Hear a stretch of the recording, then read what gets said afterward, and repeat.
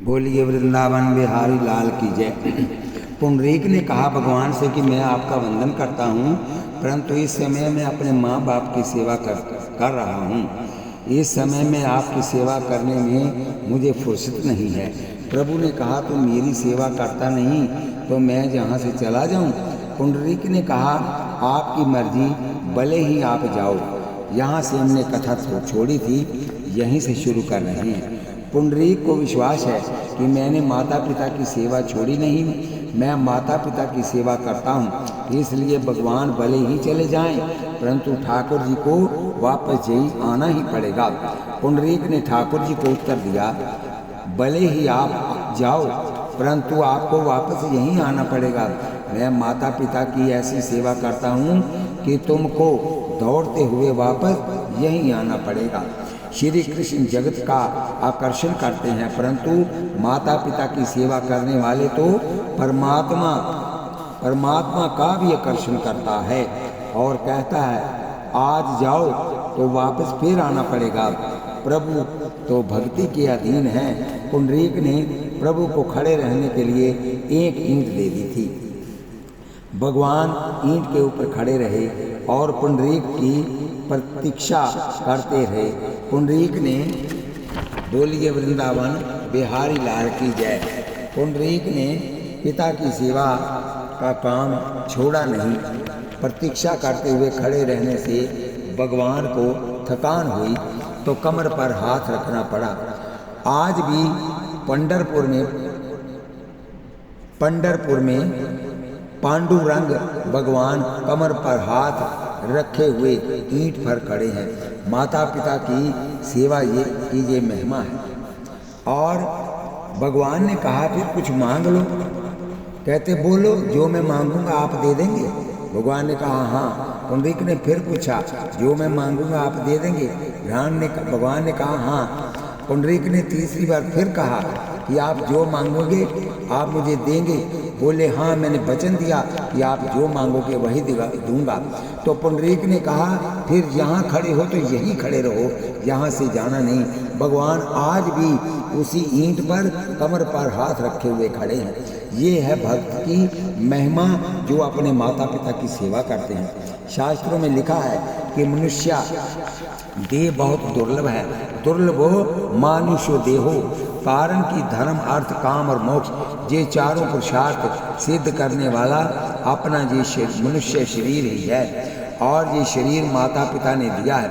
माता पिता का ये ऋण माथे पर है। माता पिता ने बालकों के लिए बहुत कष्ट सहन किए हैं, परंतु आजकल बहुत से लोग स्त्री का पक्ष लेकर माता पिता का अपमान करते हैं। शास्त्र कहते हैं कि माता पिता का अपमान करने वाला कभी सुखी नहीं रहता।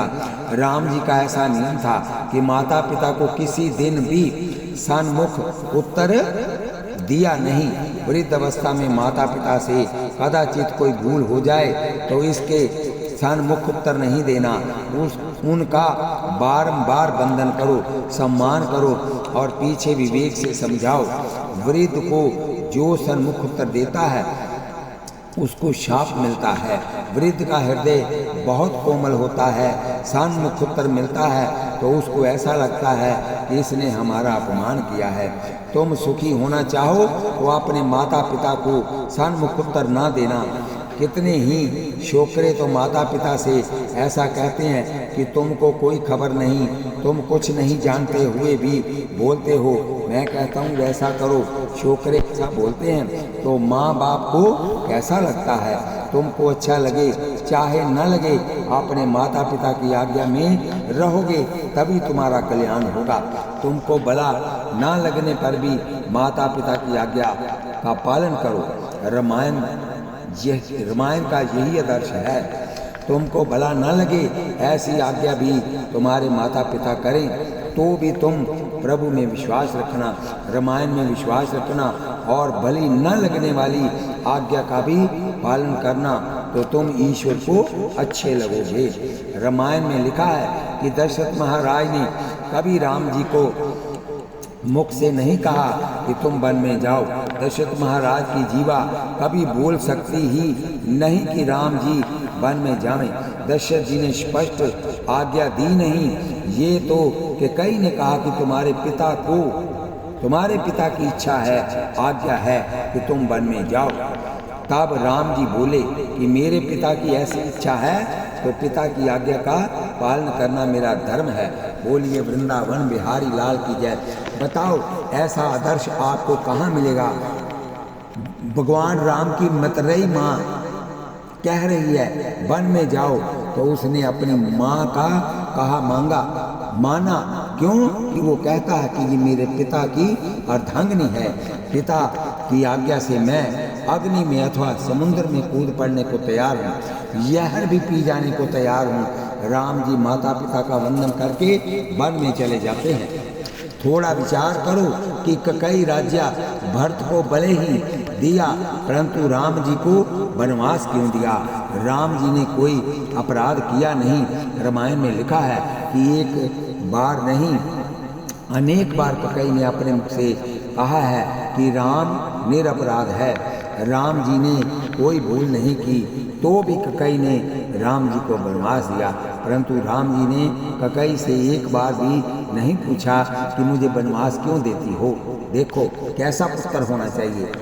अभी वो मतरेई माँ है, लेकिन फिर भी माँ तो है, माता पिता की आज्ञा है। प्रभु को खबर मिली तो तुरंत उन्होंने आज्ञा का पालन किया। राजा दशरथ ने प्रत्यक्ष आज्ञा दी नहीं, केवल कई के कहने मात्र से ही राम जी वन में चले गए। कई की आज्ञा अयोग्य है, अनुचित है, परंतु राम जी ने ऐसा विचार नहीं किया। राम जी तो मानते हैं कि मैं अपने माता पिता के अधीन हूँ। सर्वसम्राट राम जी कहते हैं कि पिताजी की आज्ञा का उल्लंघन करने की मुझ में शक्ति नहीं। श्री रामचंद्र जी की सी मातृ पितृ भक्ति करने वाला जगत में कोई दिखाई देता नहीं। ऐसा आदर्श जगत में किस जगह तुमको मिलेगा, किसी जगह तुमको मिलेगा नहीं। श्री रामचंद्र जी की मातृ पितृ भक्ति अनन्य है। बोलिए वृंदावन बिहारी लाल की जय, सियावर रामचंद्र महाराज की जय। राम जी का बंधु प्रेम भी अलौकिक है, भैया का प्रेम। ऐसा बंधु प्रेम भी तुमको जगत में कहीं देखने को नहीं मिलेगा।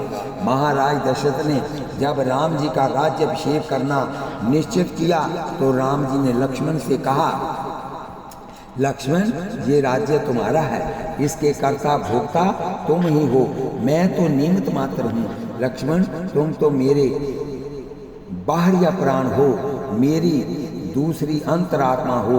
ये जीवन और ये राज्य तुम्हारे ही लिए है। राम जी वन में पधारे तथा राम जी के पीछे पीछे लक्ष्मण जी भी चल पड़े।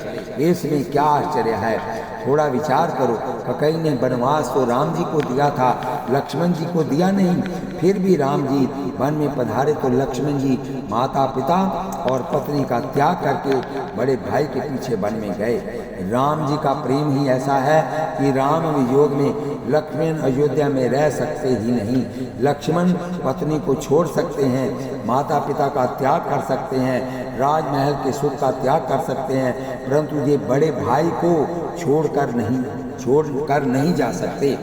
राम वियोग लक्ष्मण से सहन हो नहीं सकता। यहाँ श्री राम है वहीं लक्ष्मण जी है। राम जी ने खेल कूद में छोटे भाइयों का दिल कभी नहीं दुखाया, खेलने में भी उन्होंने कभी अपनी विजय नहीं की, जानबूझकर हार जाते थे। राम जी ऐसी रीति से खेलते थे कि राम जी की हार हो जाए और लक्ष्मण भरत की जीत हो जाए। खेल में भी कभी लक्ष्मण भरत शत्रुघ्न को उन्होंने नाराज नहीं किया। राम जी विचारते हैं कि भरत हमारा भाई है, मेरे भाई की हार मेरी हार है, मेरे भाई की जीत मेरी जीत है। कौशल्या से राम जी कहते हैं, माँ मेरा भाई भरत छोटा है परंतु बहुत होशियार है। माँ हम खेलते रहे तो मेरी हार हो गई और मेरा भरत जीत गया। भरत जी की आंखें सजल हो जाती हैं और वह कौशल्या माँ से कहते हैं, माँ मेरे बड़े भाई का मेरे ऊपर बहुत प्यार है, इससे माँ ये जानबूझकर हार जाते हैं और मुझे जितात देते हैं। हारे खेल जितावही मुहे, आप हार जाते हैं और मुझको जिता देते हैं। राम जी ने जगत को बंधु प्रेम का आदर्श बताया है। ककई ने जब कहा कि मैं भरत को राज्य देती हूँ, तुम वन में जाओ, तो छोटे भाई भरत को गद्दी मिलने की बात से राम जी को बहुत आनंद हुआ। राम जी ने ककई से कहा, माँ मुझे राजा नहीं बनना, मेरा भाई भरत गद्दी पर बैठे, मेरा भाई राजा बने, मेरा भाई बहुत सुखी हो, इसमें मैं बहुत राजी हूँ। मेरे भाई का सुख ही मेरा सुख है, भाई का दुख ही मेरा दुख है। माँ तुम्हारी आज्ञा हो तो 14 वर्ष तो क्या, मैं तो आजीवन वन में रहने को तैयार हूँ। जैसा प्रेम राम जी का है वैसा ही प्रेम भरत जी का है। लोग तो कहते हैं कि राम जी के प्रेम से भी भरत जी का प्रेम श्रेष्ठ है। भरत जी ने मिला हुआ राज्य भी छोड़ दिया। भरत जी कहते हैं, गद्दी के मालिक मेरे बड़े भाई हैं, मैं तो उनका सेवक हूँ। गद्दी मिली परंतु भरत ने ली नहीं। गद्दी के ऊपर उन्होंने राम जी के चरण पादुका पधार दी और भरत जी तप करते रहे। महात्मा तो यहाँ तक कहते हैं कि राम जी की तपश्चाचार्य से भरत की तपश्चाचार्य महान है। राम जी वन में तप करें, इसमें क्या आश्चर्य है। भरत जी तो राजमहल में तप करते हैं। वन में तप करना सरल है, परंतु राजमहल में अथवा बंगले में तप करना बहुत कठिन है। भरत जी का नियम था कि आंगन में कोई साधु ब्राह्मण या गरीब आता तो उनको बड़े प्रेम से भोजन कराते, परंतु 14 वर्ष तक उन्होंने स्वयं अन्न ग्रहण नहीं किया। भरत जी को ऐसा अनुचित लगता था कि मेरे बड़े भाई वन में कंद मूल फल खाते हैं और मैं भोजन करूं। भरत जी का प्रेम अति दिव्य है। राम जी की सेवा में तो सीता जी और लक्ष्मण जी रहते हैं, भरत जी किसी की सेवा लेते नहीं। राम जी वन में उषा की शैया पर शयन करते हैं। इधर भरत लाल को बहुत नींद आती है तो धरती के ऊपर ही शयन कर लेते हैं। भरत जी राम जी की पादुका पर दृष्टि रखकर सतत जप करते रहते हैं। भरत जी की तपश्चर्या अलौकिक है।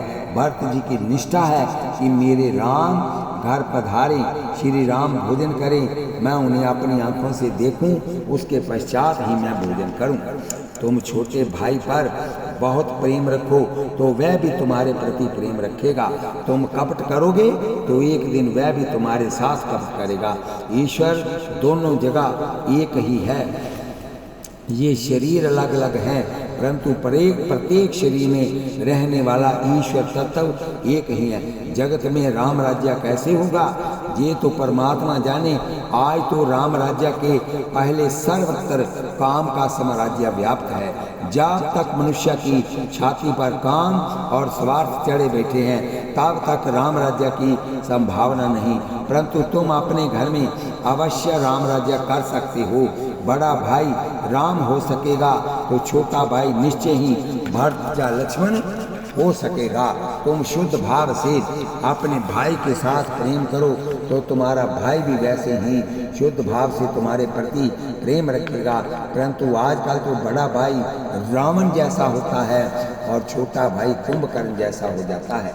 कितने ही लोग ऐसे होते हैं कि जो दूसरों के साथ प्रेम करते हैं परंतु भाई को धोखा दे देते हैं, भाई के साथ कपट करते हैं। कलयुग की ये महिमा है। मनुष्य पराये के साथ प्रेम करता है परंतु अपने भाई के साथ नहीं। पैसे के कारण अथवा किसी दूसरे कारण से अथवा बिना कारण ही मनुष्य भाई से भाई वैर खड़ा करता है। दूसरे को धन का भोग देता है परंतु भाई के लिए वह देने को तैयार नहीं है। एक गांव में ऐसा अनुभव हुआ। एक सेठ आए मुझसे कहने लगे, महाराज मुझे कोई ऐसा मंत्र दो कि जिससे मेरी जीत हो। सेठ बहुत उदास थे, बहुत दान पुण्य करते थे। मैंने उनसे पूछा, तुम्हारी क्या इच्छा है, किस से तुम अपनी जीत चाहते हो? सेठ ने कहा, मैंने दावा किया है उसमें जीत हो ऐसी इच्छा है। मैंने पूछा, किसका दावा है, किसके ऊपर है? सेठ जी ने कहा, मैंने भाई पर दावा किया है। बोलिए बांके बिहारी लाल की। मुझे कहना पड़ा कि तुम्हारी बुद्धि बहुत बिगड़ी है, मेरे पास ऐसा कोई मंत्र नहीं। जो भाई के ऊपर दावा करता है, जो भाई के साथ कपट करता है, जिसको भाई में भगवान दिखते नहीं, वह भगवान को भक्ति वह भगवान की भक्ति क्यों करता है? अरे भगवान तो प्रत्यक्ष दिखते नहीं, भगवान की भावना रखनी पड़ती है। जो परमात्मा प्रत्यक्ष दिखता नहीं, उस परमात्मा की भक्ति करनी सहज नहीं, बहुत कठिन है। परंतु भाई तो प्रत्यक्ष दिखता है, प्रत्यक्ष दिखे उसको तो धोखा दे, उसके साथ तो कपट करे, तो वह अप्रत्यक्ष परमात्मा की सेवा पूजा क्यों करता है? और कदाचित करता हो तो उसकी भक्ति भगवान स्वीकार करते नहीं। जिसको घर में रहकर भक्ति करनी है, वह भी घर के एक एक जीव में ईश्वर का भाव रखता है। घर में जितने जीव हैं वह सब ही प्रभु के स्वरूप हैं। मेरा भाई भी भगवान का अंश है। मेरे घर में जो देव हैं वे प्रभु के अंश हैं। ऐसी साधना रखो तो भक्ति हो सकती है। अपना सनातन धर्म तो यहाँ तक कहता है कि तेरे घर में भिखारी आवे तो उसमें भी तो भगवान का दर्शन कर, अतिथि देवो भव। भिखारी को तुच्छ न गिनो, भिखारी हल्का है ऐसा ना मानो। भिखारी हल्का नहीं, वह भी भगवान का स्वरूप ही है। कितने ही लोग ऐसे होते हैं कि घर में जो वस्तु बिगड़ जाए, सड़ जाए अथवा किसी को भाती न हो, उसे भिखारी को बुलाकर कृष्णार्पण कर देते हैं। तुमको जो चीज़ सुहाती न हो उसको किसी को मत दो। भिखारी भी भगवान का अंश है। आप जब तुम दो प्रभु का स्मरण करके दो, जब तुम दो प्रभु का स्मरण करके दो, भगवत भाव रखकर दो, तो ही दान सार्थक होगा। दान लेने वाला हल्का है ऐसा समझकर दोगे तो वह दान सफल होगा नहीं। भिखारी भीख मांगता नहीं, ये तो अपने को देने के लिए आता है। एक अमूल्य बोध ये उपदेश देता है कि पूर्व जन्म में मैंने किसी को दिया नहीं, इसलिए मेरी ये दशा हुई है, जिससे मैं दरिद्र हुआ हूँ। तुम यदि दोगे तो पीछे तुम्हारी भी, नहीं दोगे तो पीछे तुम्हारी भी यही दशा होगी। भिखारी में भी भगवत भाव रखो। परमात्मा कभी दरिद्री नारायण के रूप में, कभी साधु के रूप में, कभी ब्राह्मण के रूप में, तो कभी दीन दुखी के रूप में, कोई ना कोई रूप में एक आध समय तो प्रत्येक जीव के पास आते हैं। परंतु प्रभु जब मिलने आते हैं तो जीव गाफिल होता है। इससे प्रभु को सामने देखता भी नहीं। इससे भगवान को बहुत बुरा लगता है। ज्ञानी महापुरुष कहते हैं कि ईश्वर का कोई रूप नहीं। वैष्णव भक्त कहते हैं कि जगत में जितने रूप दिखाई देते हैं वह सब भगवान के हैं। इस जगत में जितने नाम रूप हैं, जितने जीव हैं, वह सब ईश्वर के रूप हैं। ईश्वर का कोई एक निश्चित सब रूप नहीं, इसलिए उनका रूप नहीं ऐसा कहते हैं। ईश्वर अनेक रूप धारण करते हैं। परमेश्वर किसी भी सब रूप में आते हैं, इसलिए किसी का भी तिरस्कार न करो, किसी के प्रति कुभाव न रखो। सब में भगवत भाव रखे, तभी व्यक्ति घर में रहकर भक्ति कर सकता है। सबको मान दो, कोई भी अपेक्षा रखे बिना यहाँ तक बने सबके साथ प्रेम करो। अपेक्षा रखकर किया हुआ प्रेम रुलाता है। स्वार्थ भाव से प्रेम न करो। सब में हमारे भगवान विराजते हैं। ऐसी निरपेक्ष शुद्ध भाव से सबके साथ प्रेम करो। सबको मान दो, परंतु प्रेम और मान मांगना कभी नहीं। मनुष्य का जन्म दूसरों को सुखी करने के लिए है।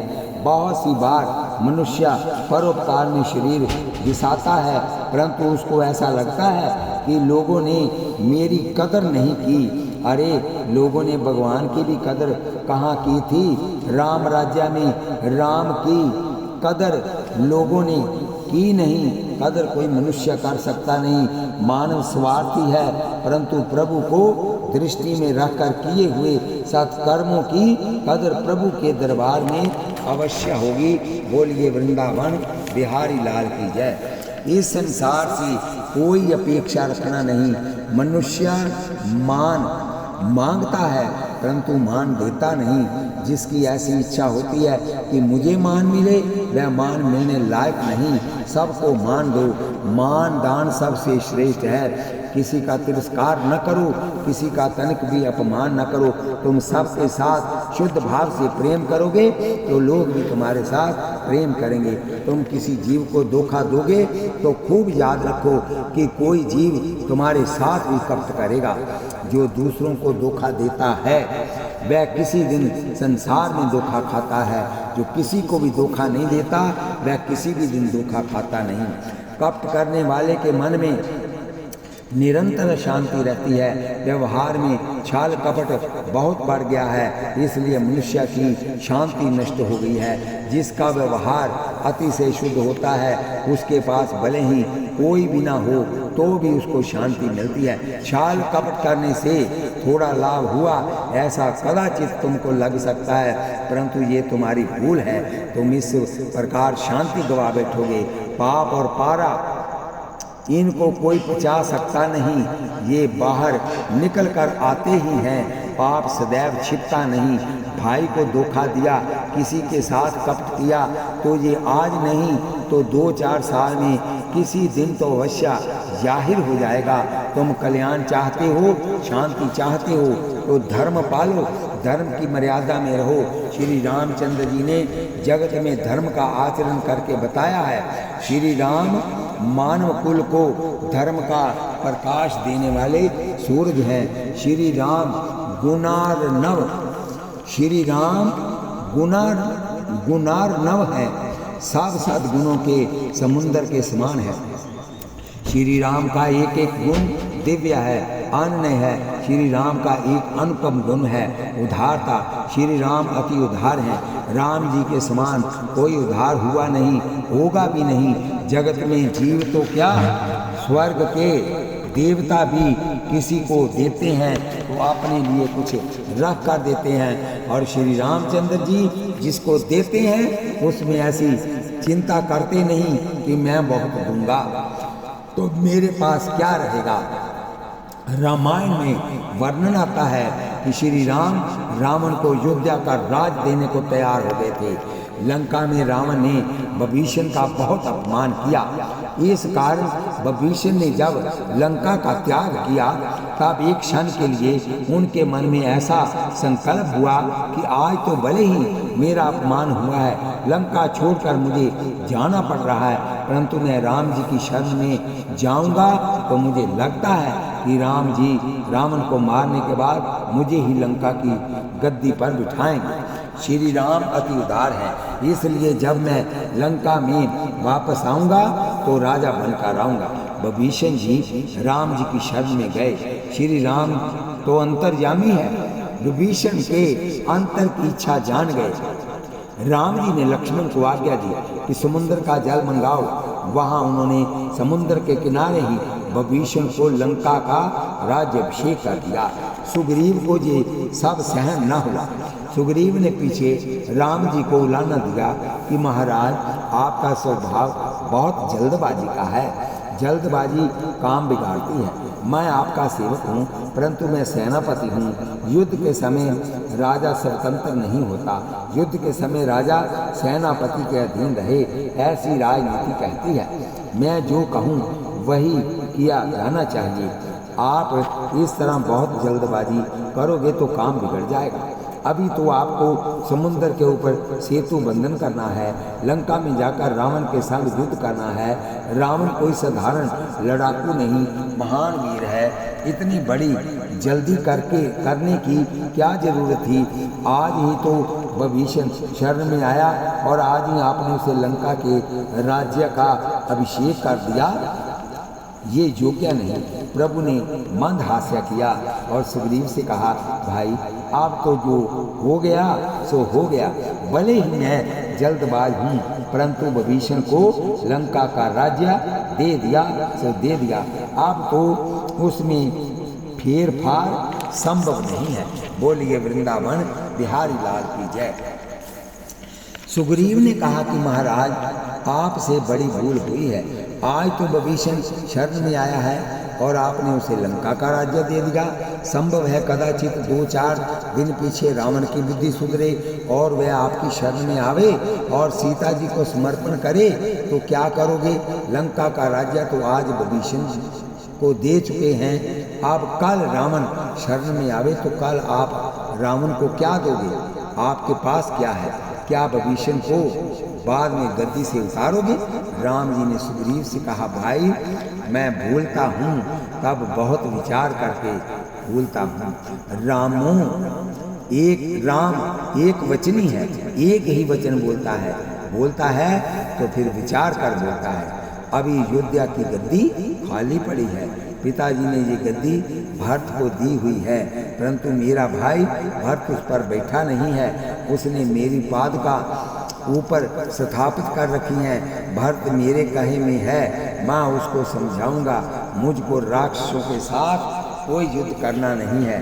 मेरी ऐसी इच्छा है कि मैं राक्षसों का संहार करूं। रावण शरण में आवे तो मैं रावण को अयोध्या की गद्दी पर बिठाकर अपने हाथ से उसका तिलक करूंगा और उसका राज्य अभिषेक करूंगा और मैं संपूर्ण जीवन वन में व्यतीत करूंगा। श्री राम तो रावण को अयोध्या का राज्य देने को तैयार हो गए हैं।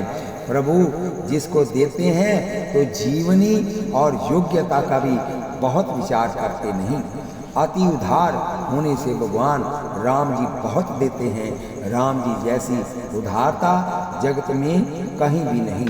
तुलसीदास सब भांति सकल सुख जो चाहसी मन मेरो, तो भजु राम काम सब पूरन करही कृपा निधि तेरो। श्री रामचंद्र जी के 3 व्रत हैं।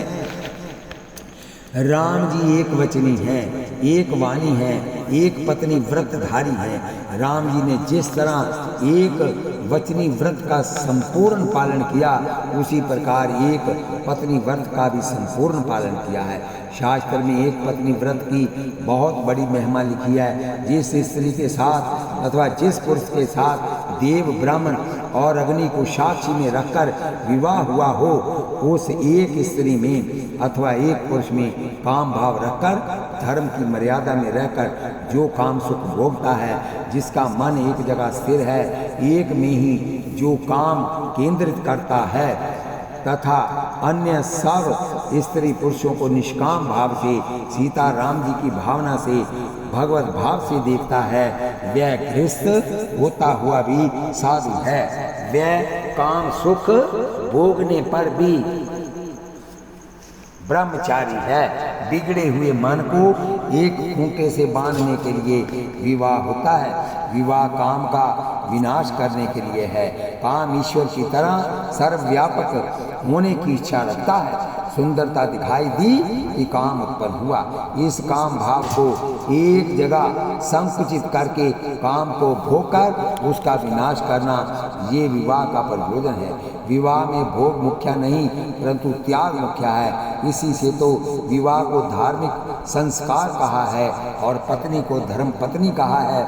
भोग पत्नी नहीं कहा, काम का विकास नहीं परंतु विनाश, ये दाम्पत्य जीवन का आदर्श है। तुलसीदास महाराज का चरित्र तुम जानते होगे। चरित्र में लिखा है कि तुलसीदास महाराज पत्नी में बहुत आसक्त थे। तुलसीदास महाराज पत्नी में भले ही आसक्त होंगे परंतु महाराज का जिस स्त्री के साथ विवाह हुआ था उस एक ही स्त्री में उनकी आसक्ति थी। जगत की अन्य सब स्त्रियों को वह मातृभाव से देखते थे। उनका मन पवित्र था। केवल पत्नी में आसक्ति बहुत थी। पत्नी को पीहर भी नहीं जाने देते थे। एक दिन पत्नी को माँ के यहाँ से बुलावा आया। माँ बहुत याद करती थी। महाराज घर में नहीं थे। संदेश देकर महाराज जी की पत्नी पियर चली गई। महाराज घर आए तो खबर मिली कि पत्नी पियर गई है।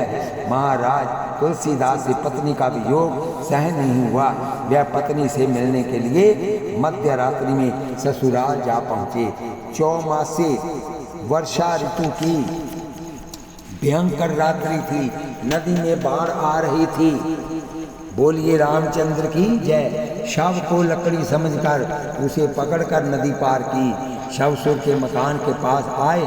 मकान में प्रवेश करने के लिए पेड़ के ऊपर चढ़े। लटकते सर्प को डोरी समझ बैठे। उसके आधार से मकान में प्रवेश किया। वेदांत में रज्जु सर्प का दृष्टांत बहुत प्रसिद्ध है। अंधकार में अज्ञान में मनुष्य डोरी को सर्प समझ बैठता है और मिथ्या को सत्य समझ लेता है। यहाँ तो अतिशय आसक्ति में तुलसीदास जी को सर्प में डोरी दिखी। तुलसीदास बहुत कष्ट सहन करके संकट पार करके पत्नी के पास पहुंच गए कमरे में। उसे भी आश्चर्य हुआ। उसने चेतावनी दी, हाड़ मास की देह मम तामे जितनी प्रीति तिसु आदिसो राम प्रीति प्रति जब सी मिटही भव भीति। इस शरीर में क्या सुंदर है। शरीर तो हाड़ मास का लोथड़ा है। इस शरीर से मिलने के लिए तुमने इतना कष्ट उठाया, इतनी आसक्ति मुझ में रखते हो, उससे आदि राम जी में रखो तो तुम्हारा कल्याण हो जाए। यहाँ थोड़ा उपदेश किया कि तुलसीदास जी को ज्ञान हुआ, जितनी आसक्ति पत्नी में थी उतनी प्रभु में हो गई। जो अनेक में आसक्त है वह किसी दिन भी भक्ति नहीं कर सकता। मन को एक ही स्त्री में, एक ही पुरुष में रखने के लिए विवाह है। सुंदर वस्तु देखते ही मन बिना कारण कूदने लगता है। मन को ऐसी कुटेव पड़ी हुई है कि सुंदर वस्तु देखते ही ये उसके पीछे दौड़ता है, उसका चिंतन करता है। अनेक बार मन ऐसा समझता है कि मैं जिसका चिंतन करता हूँ ये मुझे मिल नहीं सकेगी। फिर ऐसा विश्वास होने पर भी मन उसी का चिंतन करता है, पाप करता है। सनातन धर्म की ये मर्यादा है कि पुरुष बिना कारण किसी स्त्री को तके नहीं और स्त्री पुरुष को देखे नहीं। आँख से भले ही कोई दिख पड़े परंतु मन से किसी को न देखना। स्त्री पुरुष का चिंतन करे, पुरुष पर स्त्री का स्मरण करे। ये व्यभिचार जैसा ही पाप है, उसकी बहुत सजा मिलती है। कुछ लोग ऐसा समझते हैं कि शरीर से पाप करें तो ही सजा मिलती है, मन से पाप करें उसकी सजा मिलती नहीं। कारण कि मन का पाप कोई देख सकता नहीं, परंतु मन के पाप को भगवान देख रहे हैं। हाथ से पाप हुआ हो भगवान देखता नहीं। अगर आँख से, मन से अगर आपने किसी के लिए अंदर कपट रखा तो वह पाप लिखित में आ जाएगा। ये समझ खोटी है। मन से किए हुए पाप भी सजा होती है। सर्वशक्तिमान ईश्वर सबको देख रहा है। ये तो शरीर की भी जानता है और मन की भी जानता है। मन से किसी किए पाप की खबर जगत को भले ही न मिले परंतु ईश्वर को अवश्य मिल जाती है। तन के और मन के पापों को देखने वाला, उसकी सजा देने वाला ईश्वर बैठा है। श्री राम सदाचार की मूर्ति है, संयम की मूर्ति है। संयम कैसा होना चाहिए ये तो श्री राम ने जगत को बताया। आँख का संयम, जीव का संयम, कान का संयम, सर्व इंद्रियों का संयम राम जी ने पालन करके बताया है। मनुष्य को संपत्ति थोड़ा सुख देती है परंतु इंद्रियों का संयम बहुत सुख देता है। खूब ध्यान में रखो कि तुम मालिक हो और इंद्रियां नौकर हैं। तुम नौकरों के अधीन हो या नौकर तुम्हारे अधीन है। तुम जहाँ जाते हो वहाँ नौकर आता है अथवा नौकर जहाँ जाता है वहाँ तुम जाते हो। मनुष्य बोलता है मेरी आँख, मेरी जीभ, मेरा मन। इसका अर्थ ये होता है कि मैं मालिक हूँ। आँख, जीभ, मन ये मेरे सेवक हैं। इंद्रियां नौकर हैं। तुम इंद्रियों के अधीन रहोगे तो इंद्रियां तुम्हारी शत्रु सिद्ध होंगी, परंतु इंद्रियां तुम्हारे अधीन रहेंगी तो वह मित्र बनी रहेंगी। राम जी कभी किसी स्त्री को आँख ऊंची कर देखते नहीं। रामचंद्र जी का आँख का संयम अलौकिक है। आँख में बहुत शक्ति होती है। आँख की शक्ति को मनुष्य नष्ट कर देता है। शक्ति का दुरुपयोग ही पाप है, शक्ति का सदुपयोग ही पुण्य है। मानव की इंद्रियों में प्रभु ने बहुत शक्ति दी है परंतु मनुष्य बहुलता से उसका दुरुपयोग करता है। सनातन धर्म ने मर्यादा बांधी है कि पुरुष पर स्त्री को और स्त्री पर पुरुष को आंख उठाकर देखे नहीं। बोलिए वृंदावन बिहारी लाल की जय। इन्हीं शब्दों से हम इस कथा को यहीं विश्राम देते हैं और आगे फिर कथा करेंगे। आप भाग्यशाली हो कि आप घर बैठे ही कथा सुनते हो। इस कथा को सब्सक्राइब करें, शेयर करें और लाइक करें और कमेंट में लिखें कि ये कथा आपको कैसी लगी है। और जहाँ तक आप शेयर करोगे, जो लोग इस कथा को जहाँ बैठकर सुनेंगे उनका आधा फल आपको भी प्राप्त होगा। हाथ में माला लें, नाम जप करें, गुरु का मंत्र जपें और कान से कथा सुनें। हाथ कारवल चित जारवल, चाहे आप रोटी बनाएं